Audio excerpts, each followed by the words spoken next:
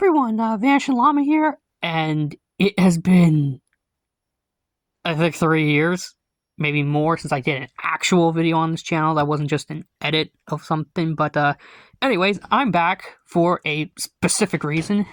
For anyone who's been around for a while, watching my channel for a while, you'll know that I'm a massive Ben 10 fanboy.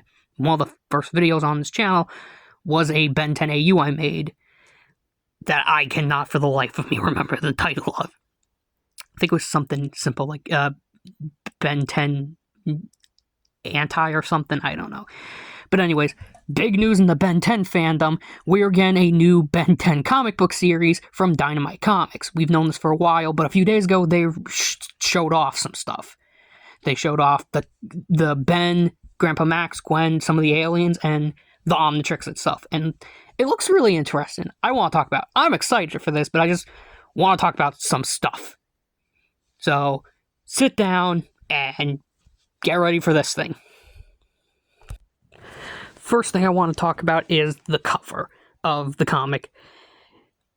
This thing, just from the cover alone, looks amazing. We get a good look at Ben, we get a good look of all his aliens and their redesigns, which I was not expecting them to redesign the aliens in this at all. Like Ben, Gwen, Grandpa Max, I expected them to get slight redesigns. The aliens? I was not expecting that, honestly. But honestly, I should have. I don't know why I didn't. I just thought, if it ain't broke, don't fix it. But it turns out, if it ain't broke, you can still fix it and make something cool.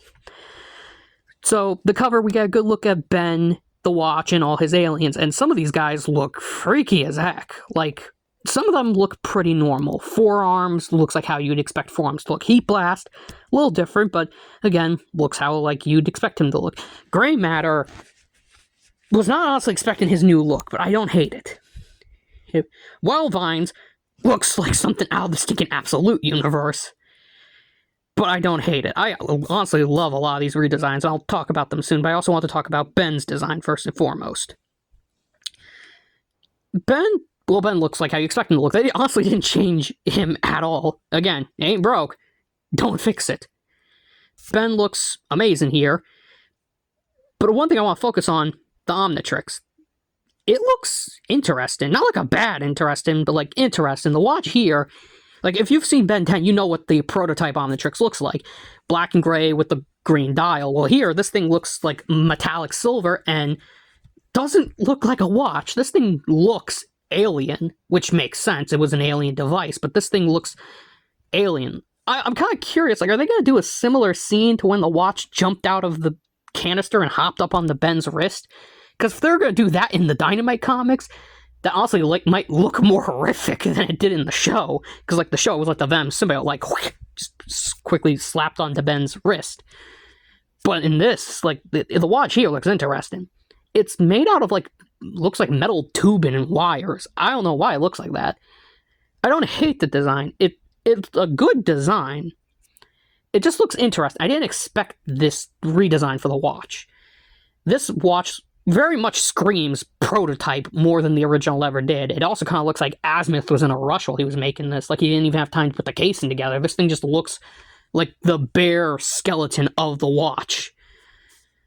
Like, this looks like Azimuth was in a rush while he was making it, so that makes me curious. Are we ever going to get, like, if we see Azimuth in this comic book run, are we going to get an explanation to why the Watch looks like this? Like, why does it look so incomplete? Yeah, it's a prototype. Prototypes don't always look, perfect, but again, this thing looks like the skeleton of the Omnitrix, so I'm wondering, did something happen that forced Azimuth to rush it? Maybe an attack from a certain squid-themed villain. The Watch looks really cool, though, I gotta say. I do like this design. And then we have, off the Watch's design, we have Gwen and Grandpa Max. Not much to say on them, honestly. They, it's Gwen and Grandpa Max. I do like Max with a beard, though. I really do. Like, clean-shaven Max is classic Max, but Max with a beard looks cool. That's why he has a beard in so many Ben 10 futures. Now, finally, off the human characters and on to the aliens. My gosh, they all look amazing. Most of them look amazing, but I'll get to that in a minute. So, the ones I want to talk about first. Forearms, obviously, front and center on the cover. He looks pretty standard for what you'd think forearms would look like. In some of the pictures, he does appear to have like a scarf thing going on. And more recent pictures I saw, he appeared to have like these pouches on his legs, like Deadpool would. Don't understand why he has those, but then again, he looks pretty standard for what you think forearms would look like. Pretty basic, nothing to talk about, really. But then we move on to the other aliens, like Heat Blast. Heat Blast, I didn't know how to, at first I didn't know how to feel about his redesign. I like it. I was like, when I saw it the first time, I'm like, am I gonna like this? Yeah, I like it. He looks a bit more, I want to say he looks a bit more human, but he's an alien, so he doesn't look human. But he looks, I guess if I had to describe it, more like a knight, almost, which makes sense, because he's a pyro knight. He's missing a lot more of the rock stuff, like on his arms, because in the shows, he was, like, covered head to toe in, like, those burning rocks. Those, like, coals or whatever the heck his body's made out of. But now it seems like he's missing them in certain areas, which I don't hate. I think, this design looks cool as is. And then we move on to characters like Gray Matter. This is a little odd to me, because does Gray Matter have two designs? Like, is this one like a midway transformation point, or like why does this Gray Matter look like this, but then this Gray Matter looks like this? I'd like an explanation. Gray Matter isn't the only one who appears to have two different designs in this comic. Stinkfly appears to have them too, which I will have to talk about that too. Oh. But anyway, Gray Matter appears to have his brain actually sort of peeking out from his skull almost, or it's visible through the skull. Like he's so smart, his brain is pushing against his skull. Or he just has no skull. I don't know.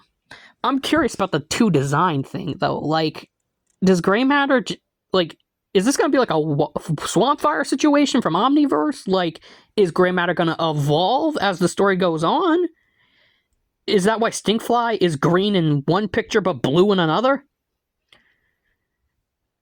I just want to talk about that. I also do like how they went back to Stinkfly's classic bug look. Like, no shame to the reboot. I did reboot Stinkfly's design. I thought that was cool. He looked a lot like a superhero. But, a lot of people talked about, that's not my Stinkfly. And it seems like they've kind of fixed that with this comic. They've given him back that bug design, and he looks a lot more bug-like now. And then we also got a small look at Diamond Head and Wild Vines. Wild Vines looks terrific. He honestly looks like something out of the Absolute universe. This looks like something Absolute Batman should be fighting. Diamond Head, not much to say on his design. He's Diamond Head. It just looks like they didn't give him a shirt this time around. He's just Diamond Head. But then we see a surprising return. Overflow. At least I think that's Overflow. Might be Water Hazard, but I'm pretty sure that's Overflow. It seems like the Dynamite comic series is taking the alien roster from the reboot Ben 10 and giving it to Dynamite Ben 10. So instead of having the classic 10 of Heat Blast, Wild Mutt, Ghost Freak, Upgrade, Gray Matter, Forearms, Ripjaws, Accelerate, Diamond Head, and Stinkfly, we have Reboot Ben's playlist of Heat Blast, Cannonbolt, Overflow, Forearms, Stinkfly, Wild Vines, Diamond Head, Forearms. Oh gosh, I forget what Reboot Ben's aliens were. I'm not gonna look it up. Reboot Ben had slightly different aliens from main Ben. And Overflow is here with a complete redesign. Boy is massive. What have they been feeding you, Overflow? He looks more machine than he does alien. He looks like something I'd launch at my enemies. He looks like a trebuchet, almost. I say he looks like a trebuchet. He looks nothing like a trebuchet. I'm just pulling a comparison out here. And then we have Cannonbolt's redesign, which Oh, my boy. What have they done to you? I gotta say, I don't hate Cannibal's redesign. It just looks odd to me. I'm used to Cannibal being sort of pudgy and short. Here, he just looks... something's off to me. I can't explain it. It looks off to me. I don't hate the design, but it just... something looks off to me. Maybe it's the head shape. Maybe it's because it looks like a giant bubble. I don't know. It's just me. Is it anyone else? Is anyone else a little put off by the design? Or is it just me? Let me know.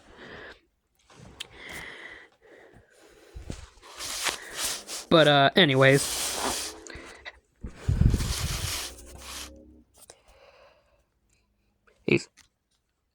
I'm excited for this comic book run. I am very excited for it. I'm really hoping that with this, it seems like Cartoon Network, Warner, they're starting to realize again that they're sitting on a gold mine here. Ben 10 was one of their biggest franchises. Seriously, Google how much money Ben 10 made for them. It is stupid how much money it made for them. I'm hoping with this comic series coming out and a rumored new TV series coming out, this will be a new kickstart for Ben 10, because I love Ben 10. Ben 10's been in my life most of my life, honestly. I grew up with Ben. I want to see this series continue. I'm still waiting on a big screen live action movie one of these days.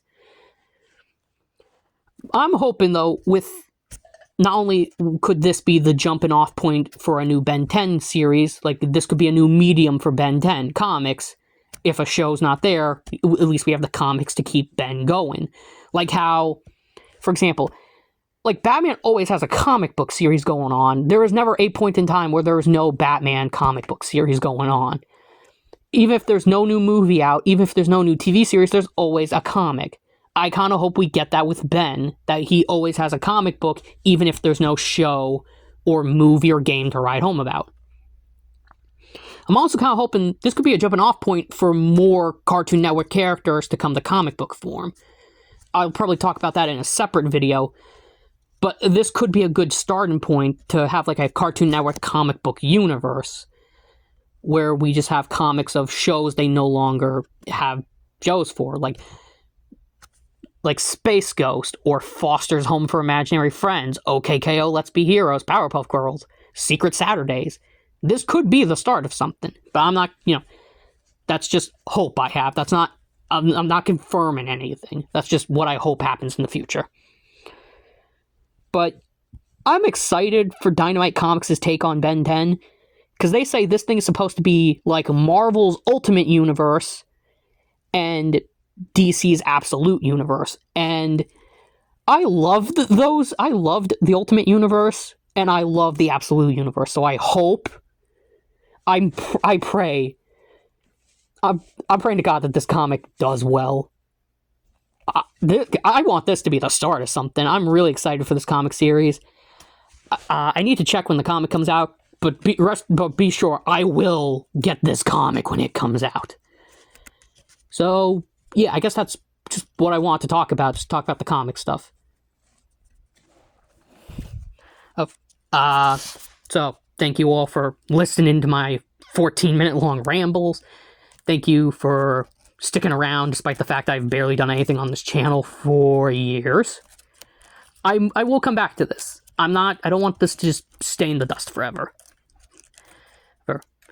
And I am working on other things. So you will still see me again. So, like, comment, and subscribe, and I'll see you all around. Goodbye.